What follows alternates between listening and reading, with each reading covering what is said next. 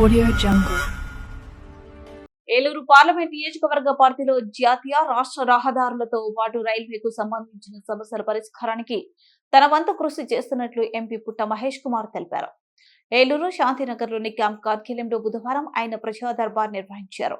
ఈ దర్బార్కు పార్లమెంట్ నియోజకవర్గం నలుమూలల నుంచి తరలివచ్చిన ప్రజలు పలు సమస్యలను ఎంపీ పుట్ట మహేష్ కుమార్ కు వినతి పత్రాలు అందజేశారు. ప్రజల నుండి వినటువంటి ద్వారా సమస్యలు తెలుసుకున్న అనంతరం ఆయన మీడియాతో మాట్లాడారు. గత వైకాపా ప్రభుత్వం సమస్యల పరిష్కారం, అభివృద్ధిని విస్మరించి ప్రజలను అవస్థలకు గురి చేసిందని ఎంపీ ఆరోపించారు. ముఖ్యమంత్రి చంద్రబాబు నేతృత్వంలోనే కూటమి ప్రభుత్వం అధికారంలోకి రాగానే తాను కేంద్ర మంత్రులు, కేంద్ర ప్రభుత్వం మంత్రిత్వ శాఖ కార్యదర్శులను కలిసి వినతి పత్రాలు అందజేస్తున్నట్లు ఎంపీ తెలిపారు. నూజివీడు IIIT కళాశాలలో ప్రయోగశాలకు అవసరమైన పరికరాలు సమకూర్చేందుకు సిఎస్ఆర్ నిధులు మంజూరు చేయాలని ఎన్టీపీసీ చైర్మన్ ను ఇటీవల కలిసి విజ్ఞప్తి చేస్తున్నట్లు ఎంపీ పేర్కొన్నారు. ఫండ్స్ అలాగే మనకి రైల్వే సంబంధించినట్టు చాలా వరకు ట్రైన్స్ ఆగడం లేదు. కొన్ని ఉంగటూరు కాన్స్టిట్యున్సీలో, కైట్లూరు కాన్స్టిట్యున్సీలో ఇక్కడ అన్ని కూడా రైళ్లు ఆగకపోతే అవన్నీ కూడా ఎక్స్ప్రెస్ ట్రైన్స్ అన్ని కూడా అక్కడ ఆపాలని చెప్పి రిక్వెస్ట్ చేయడం జరిగింది. అలాగే ఇవాళ కొవ్వూరు భద్రాచలం రైల్వే ఉంది, ఆ పనులు కూడా వచ్చే రోజుల్లో మొదలైపోతున్నాయి. ఇవాళ ఫస్ట్ రోజు నుంచి కొవ్వూరు భద్రాచలం రైల్వే గురించి నేను రెగ్యులర్గా ఫాలోఅప్ చేస్తున్నాను. ఆ పనులు కూడా ఇవాళ లైనప్ అయినాయి. ఎస్టిమేషన్స్ అన్ని కూడా రెడీ అయినాయి. ఆ ఎస్టిమేషన్స్ అన్ని రెడీ అయినాయి కాబట్టి ఇంకొచ్చే రోజుల్లో టెండర్లకు పిలిచి అవన్నీ కూడా ఇంకా వర్క్ కూడా స్టార్ట్ అయిపోతుందని మీ అందరికీ తెలుపుతున్నా. ఇవాళ కొవ్వూరు భద్రాచలం రైల్వే ఎప్పుడు కూడా ఈ 5 ఏళ్లలో ఎవరు పట్టించుకోలేదు అసలు. అలాంటిది ఇవాళ దాన్ని ఫాస్ట్ ట్రాక్లో పెట్టి అవన్నీ కూడా టేకప్ చేశాము. అలాగే ఇవాళ ఏలూరులో ఉండే రైల్వే స్టేషన్ మోడర్నైజేషన్ చేస్తున్నాము. ఆ మోడర్నైజేషన్ కూడా ఒక క్లాస్ మన ఇంటర్నేషనల్ ఎయిర్పోర్ట్ ఉన్నట్లే మన ఏలూరు రైల్వే స్టేషన్ కూడా రెడీ చేస్తున్నారు. అవన్నీ కూడా మనకి టోటల్ డయాగ్రామ్స్ ప్లస్ డిజైన్స్ అన్ని నా దగ్గరికి మనం వెళ్ళి అన్ని కూడా ఫైనలైజ్ చేసాము.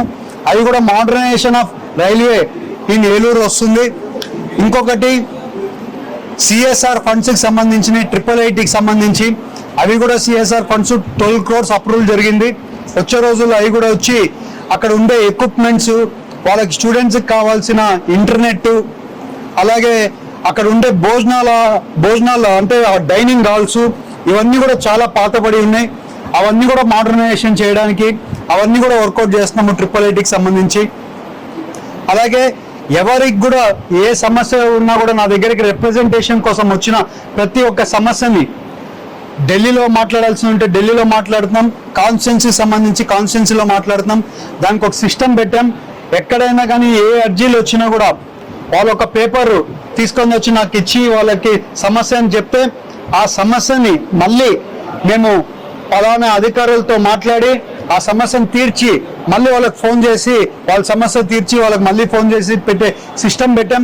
ఎందుకంటే అందరు కూడా నా దగ్గరికి అర్జీలు తీసుకొని వచ్చే అర్జీ ఒక ఎవరికైనా రెడీ చేయాలన్నా కూడా ఒక అర్ధ రోజు పడుతుంది.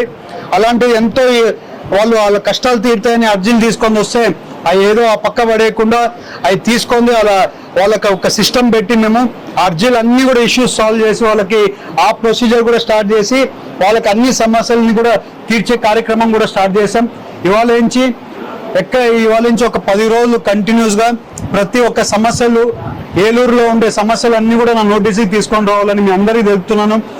కొన్ని పార్లమెంట్లో మాట్లాడే సమస్యలు ఉంటాయి, కొన్ని సమస్యలు ఇక్కడ తీర్చే సమస్యలు ఉంటాయి. ప్రతి ఒక్క సమస్య కూడా మీరు తీసుకొని రండి. అక్కడ ఉండే ఎమ్మెల్యే గారికి మీ సమస్యలు చెప్పండి.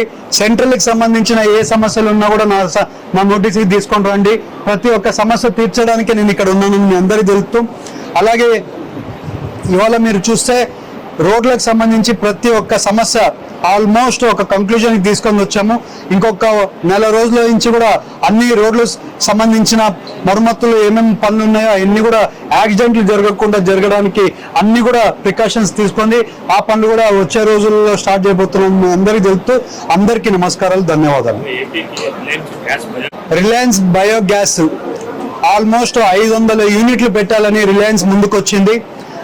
అవి 130 కోట్ల నుంచి 150 కోట్లు ప్రతి ఒక్క యూనిట్ ఉంటుంది.